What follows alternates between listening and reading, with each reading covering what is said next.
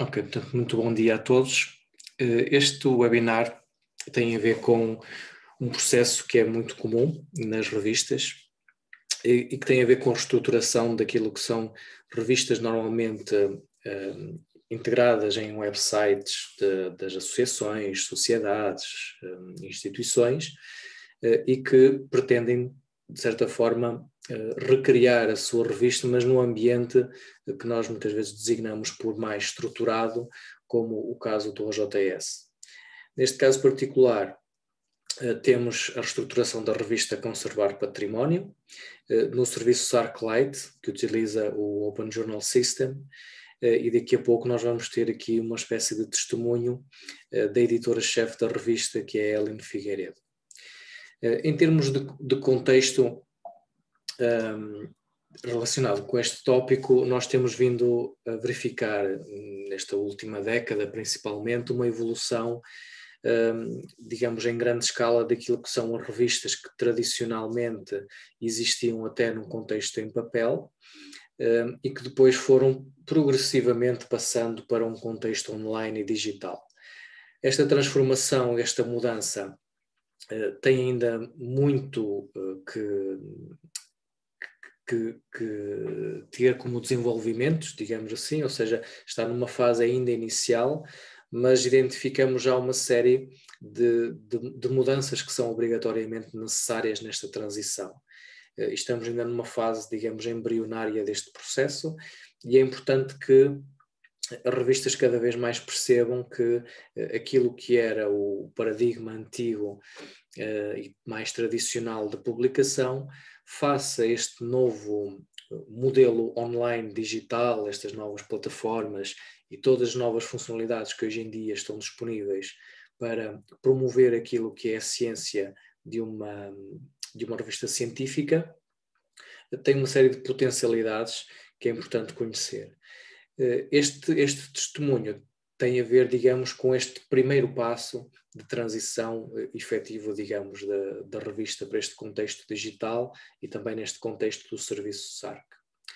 O serviço SARC é um serviço que foi criado no contexto do projeto RECAP para alojar revistas científicas, que permitisse facilitar a gestão do processo editorial desde a parte da submissão, à revisão e à publicação científica e tentar também promover junto dessas revistas as boas práticas num contexto, digamos, associado ao projeto RECAP, que é de disseminação do acesso aberto. Neste contexto atual, o serviço SARC está associado ao projeto PABIN. Este projeto PABIN pretende abarcar todas as iniciativas associadas à publicação científica e de certa forma, digamos agora, promover este serviço, mas num chapéu ligeiramente diferente. E este serviço caracteriza-se também por ser algo em que nós tratamos diretamente toda a componente de gestão do software, e depois a equipa editorial faz a parte, digamos, mais científica e de gestão da própria revista. Portanto, isto de certa forma ajuda muito as revistas a não ter que ter aquele peso adicional e a responsabilidade adicional de ter que gerir do ponto de vista técnico mais um sistema. Em termos daquilo que é o serviço, ele faz este ano 10 anos de existência, tem neste momento 37 revistas alojadas, num total de mais de 12.600 publicações e, por exemplo, no último ano teve mais de 866 mil acessos aos trabalhos que estão disponíveis. É um serviço que nós temos vindo a disponibilizar através de períodos de candidatura no tempo, delimitados no tempo, conforme também a disponibilidade que temos para poder, digamos, acompanhar as revistas neste processo. E se quiserem saber mais, temos aqui o link. Ao nível do PABIN, vocês têm todas as notícias e eventos no website, podem subscrever a newsletter e aceder à área de apoio e acompanhar as redes sociais. A área de apoio é algo que está neste momento a ser desenvolvida e que permite, de certa forma, agregar num único local uma série de documentações, instruções, manuais, etc., sobre diversas temáticas associadas à gestão das revistas. E, portanto, sem mais demora, eu vou agora passar a partilha para a Irene Figueiredo, que nos vai falar um pouco sobre a sua experiência nesta revista, e desde já agradeço por ter aceito o convite para partilhar esta experiência. Muito obrigada. Vou então procurar aqui a minha apresentação. Ok.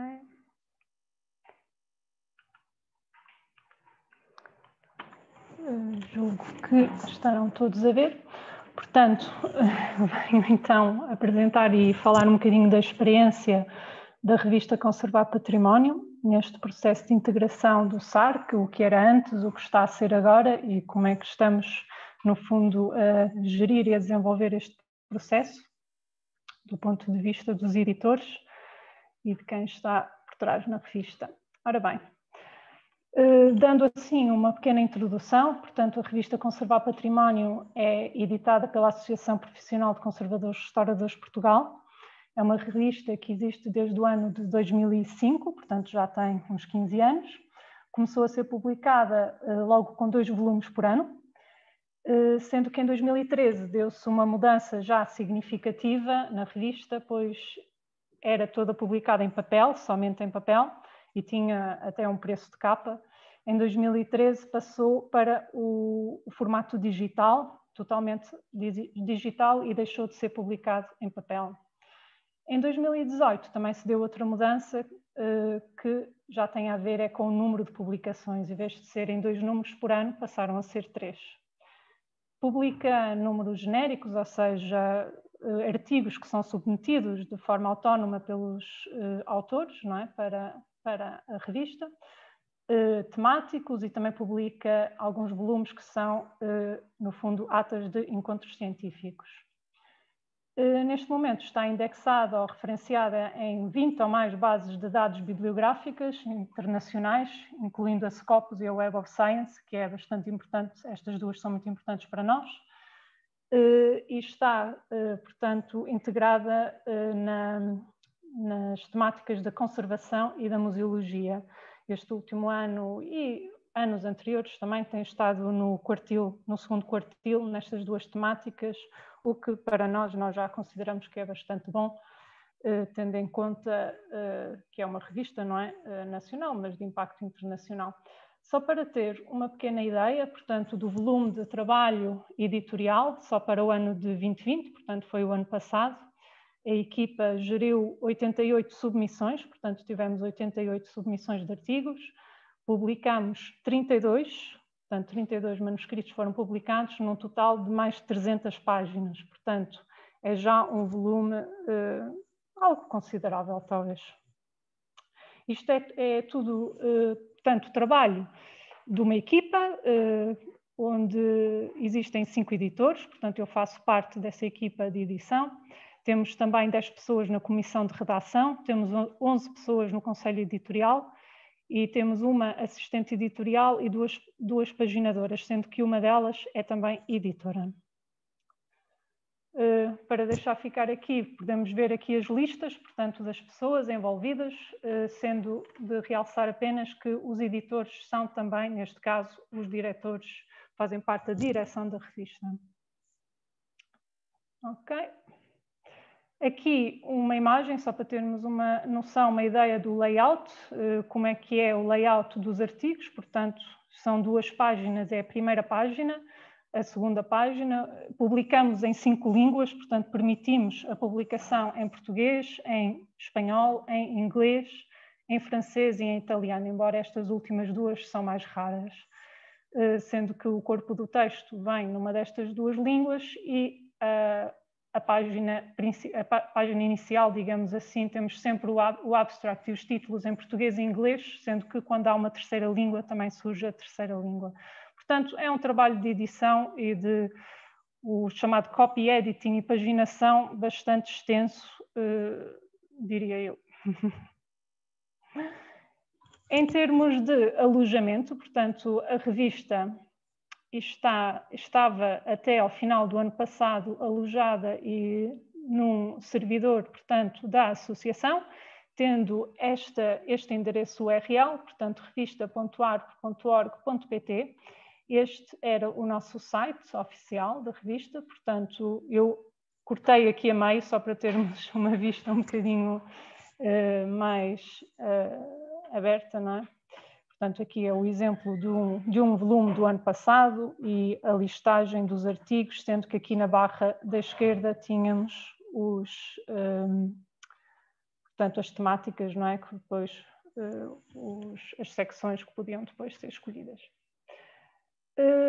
A meio do ano passado, portanto, abriu-se uma call para o alojamento das revistas no sistema, portanto, no SARC, na PABIN. Quando tomamos conhecimento desta call, das oportunidades, ou no fundo daquelas que nos pareceram mais interessantes e bastante interessantes para a revista, seria a implementação de um software, neste caso lá está o PKP ou JS, sendo que teríamos também acesso a um serviço de apoio, não é? Um helpdesk para a parametrização do software, porque não era um software que nós estávamos a usar, portanto nós tínhamos o tal website e as submissões são feitas via e-mail.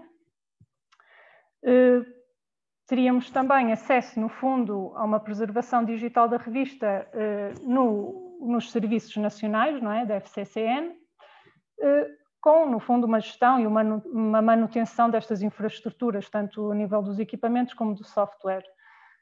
Vimos com isto uma possibilidade de modernizarmos a nossa gestão editorial, portanto, também com submissões online, com toda a parte também da revisão online e também, possivelmente, podermos alargar o nosso espectro de bases de dados às quais pertencíamos.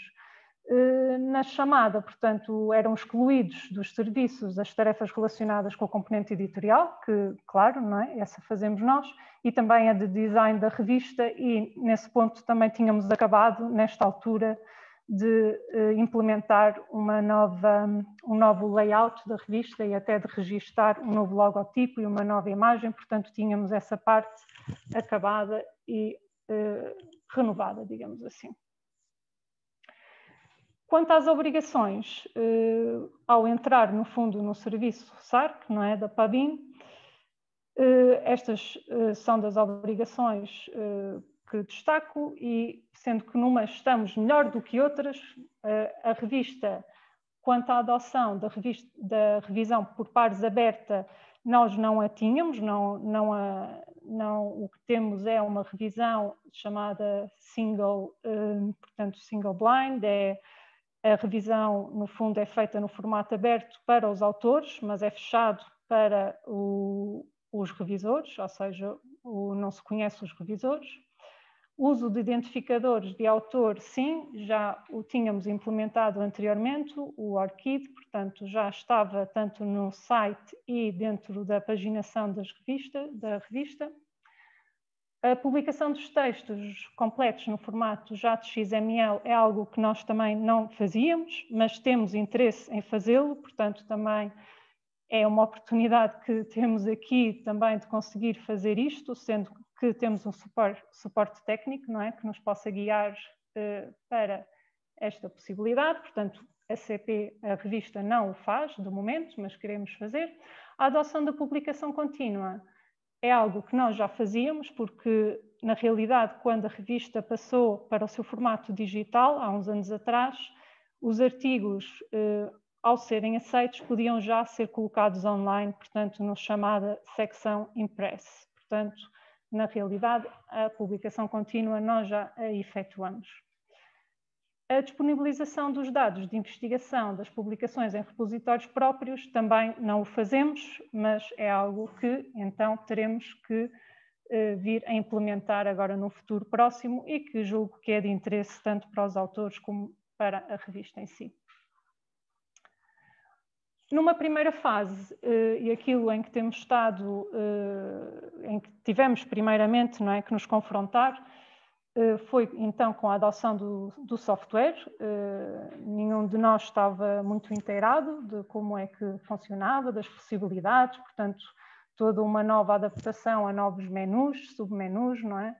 Sendo que tínhamos esta possibilidade agora de, além do site, termos também a parte da gestão editorial a ser feita através do software e depois também a passagem da revista, no fundo, entre servidores, porque na realidade estava alojada num servidor da associação, com aquele endereço URL que vos tinha indicado há bocado, sendo que agora iria passar para um servidor nacional e teríamos que então repensar efetivamente um novo URL da revista.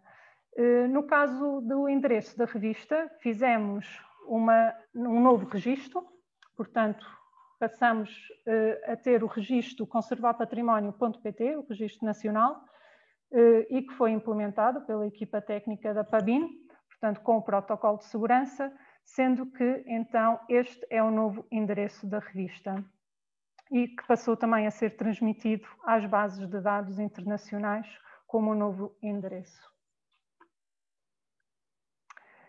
Na parte da implementação, portanto, do software e da passagem da revista de um programa, um website antigo para este novo da OJS, tivemos também que repensar um bocado os menus e os submenus, portanto, tendo em conta as possibilidades deste novo software e também, no fundo, aproveitando, podíamos fazer aqui alguma atualização do que nos podia parecer que estava menos bem ou não no anterior. Portanto, anteriormente tínhamos 5 menus, 5 secções aqui, e agora passamos a ter 6. Portanto, na primeira mantivemos no About the Journal, não é? Ou seja, acerca do jornal, temos genericamente os mesmos submenus. Apenas o Facebook e o Twitter saíram, porque na realidade, aqui na nova página da revista, podemos ver que aqui do lado direito temos agora aqui uma nova barra onde podemos pôr os símbolos e os links ficam lá colocados. Quanto aos volumes, tínhamos anteriormente a listagem aqui completa, o que por um lado dava jeito, mas neste caso agora o que fizemos foi criamos esse menu com um destaque para o último volume publicado, portanto o latest issue, e os outros encontram-se todos aqui dentro nesta mesma subsecção. Portanto, all issues, quem carregar aqui depois tem a lista completa de todos os volumes anteriores. O que fizemos foi depois destacar, aparecia aqui os articles in press, que no fundo lá está a tal publicação contínua dos artigos, quando são aceitos são logo colocados online, e fizemos-lo destacar esta secção, portanto aparece logo aqui inicialmente no articles in press.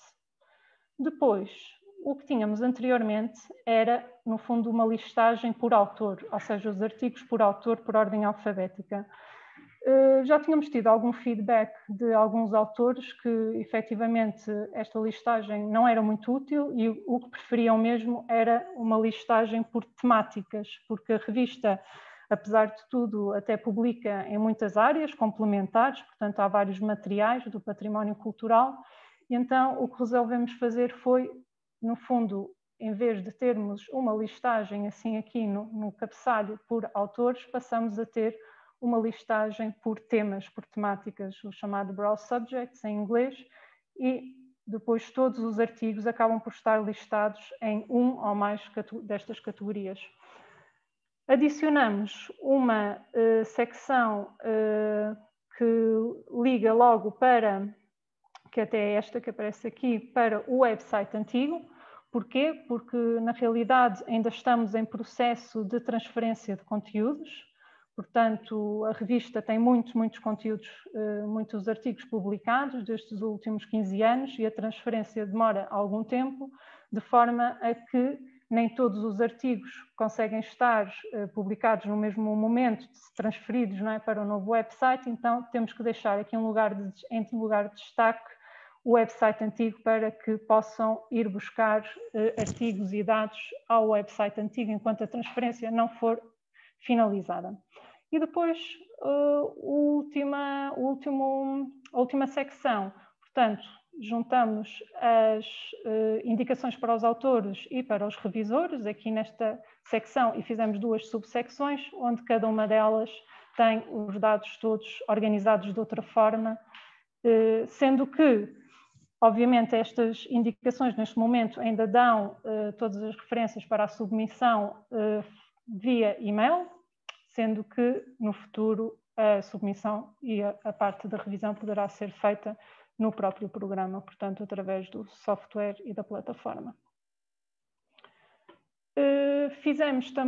Implementamos aqui uma outra opção na página de entrada, que foi, na página de entrada, em vez de termos o último issue publicado, temos os artigos impress em destaque. Porquê? Porque os artigos impress, no fundo, faz parte desta publicação contínua e assim que são publicados, acabam por se encontrar aqui de forma destacada, não é? No site de entrada, sendo que o volume, o último publicado, também aparece destacado através da capa nesta barra lateral que colocamos aqui do lado direito, e que tem um link para o volume. E depois também, como tinha dito anteriormente, nos issues, também vai aparecer logo aqui no primeiro sítio.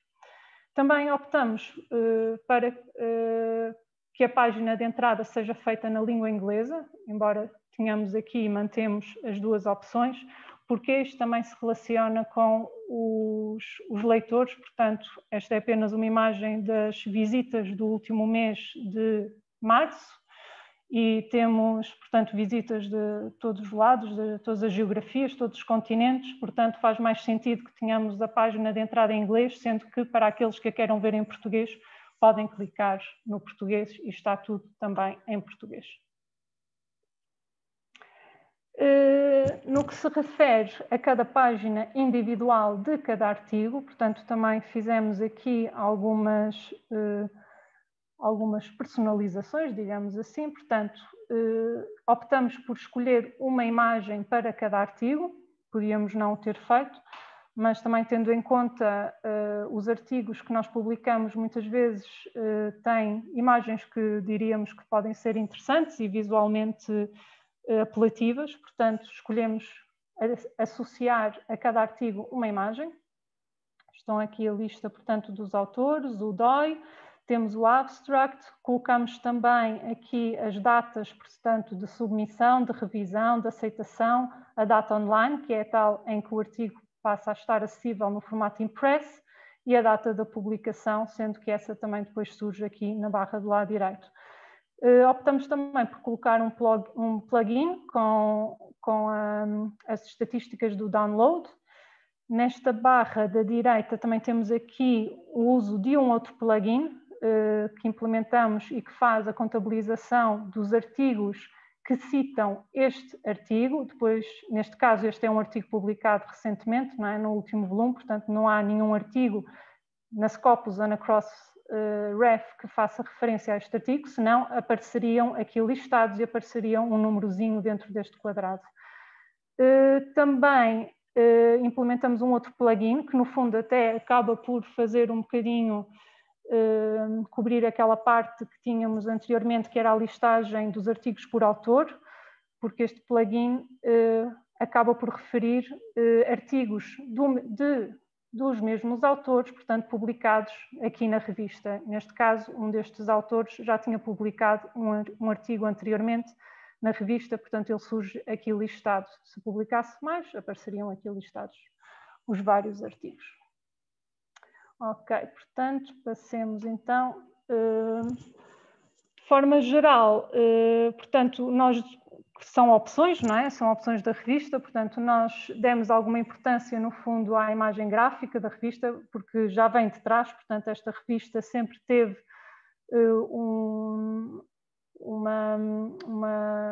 alguma atenção à imagem, ao layout, temos um logotipo registado, portanto, optamos nesta passagem para este novo software fazer a continuidade deste tipo de política.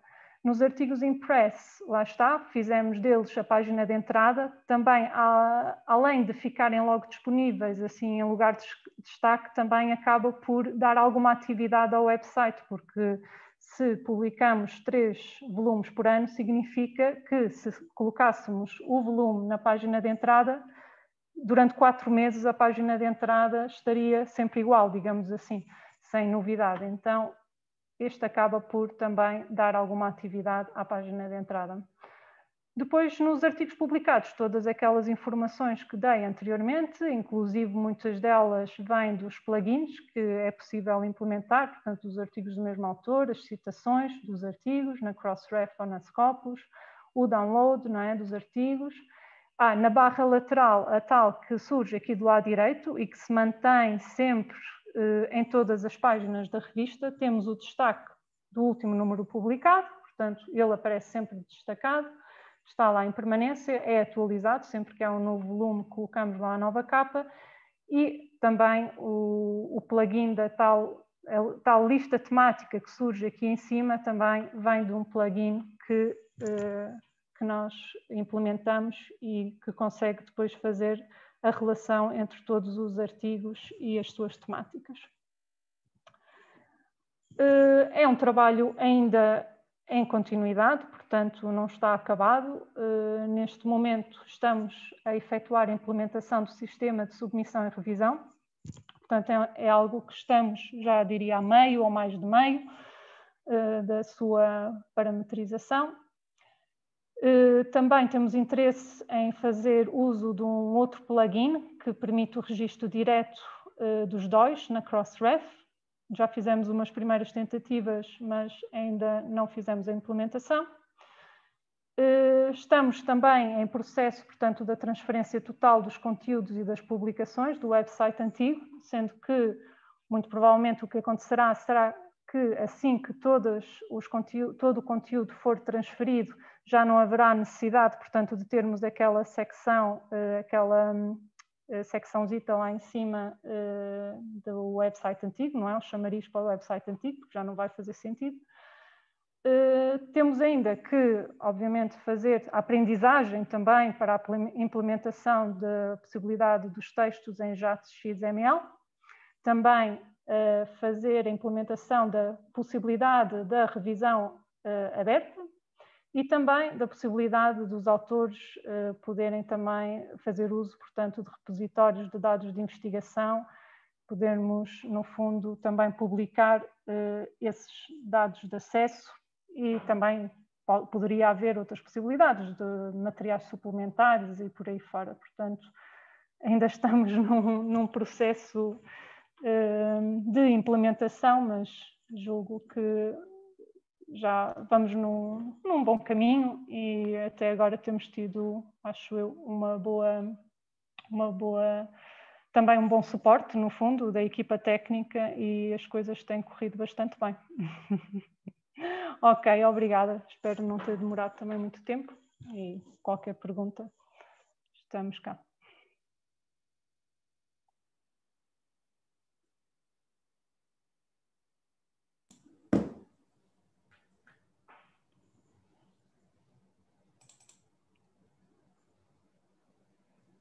Okay. Eu posso fazer uma pergunta? Sim, sim, claro. Vocês já estão a ter algum feedback da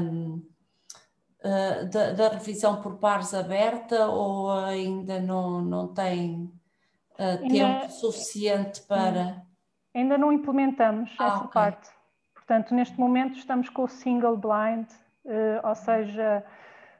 os autores são conhecidos dos revisores, mas os revisores não são conhecidos dos autores. Portanto, não é o double blind, mas é o single blind. Ok. Tá bom. Era isso. Obrigada. Não.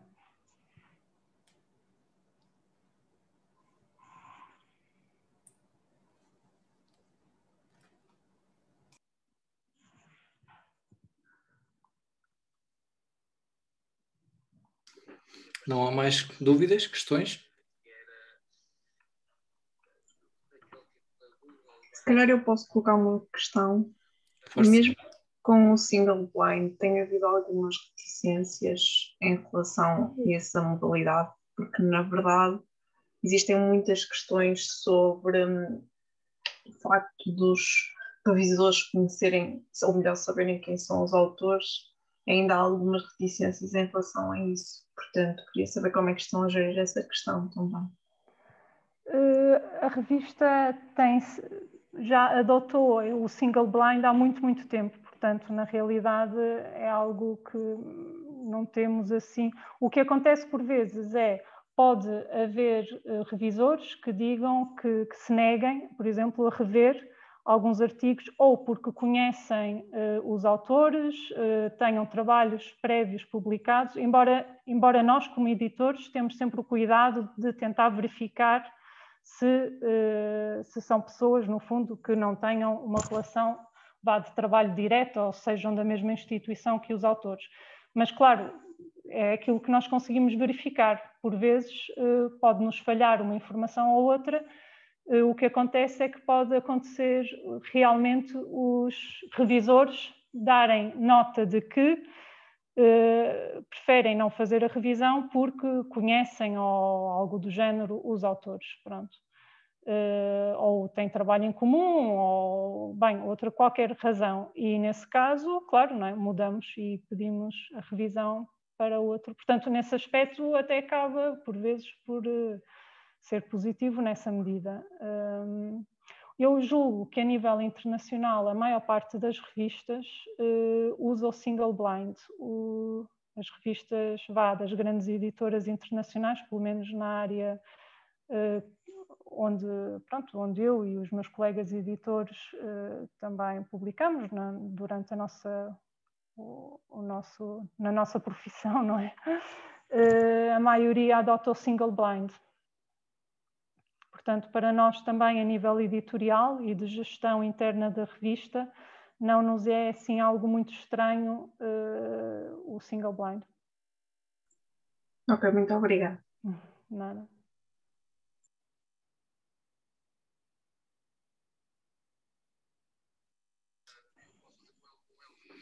Mais alguma questão?